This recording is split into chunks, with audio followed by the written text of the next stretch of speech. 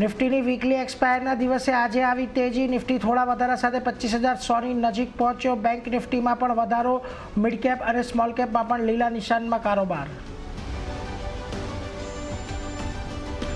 Realty શેરોમાં સૌથી વધુ ઉછાળો. ઇન્ડેક્સ લગભગ 2% મજબૂત. પ્રેસ્ટીજ એસ્ટેટ, લોઢા અને ડીએલએફ 2 થી 3% વધ્યા. અમુક ફાઇનાન્શિયલ્સ, ઓઇલ અને ગેસ શેરમાં ખરીદદારી. આજે આઈટી અને એફએમસીજી શેરોમાં પ્રોફિટ બુકિંગ.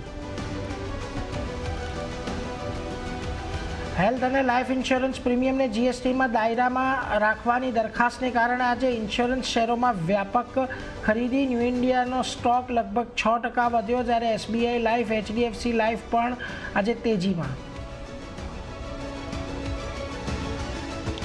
જેફરીઝના તેજીના અહેવાલને કારણે બજાજ ફિન્સર્વની અંદર આજે આવી તેજી. બન્યો નિફ્ટીનો ટોપ ગેઇનર, જ્યારે રિલાયન્સ પર જેપી મોર્ગનના રિલાયન્સ પર 20%ના વધારાના લક્ષ્યાંક પછી શેરમાં જોવા મળી તેજી.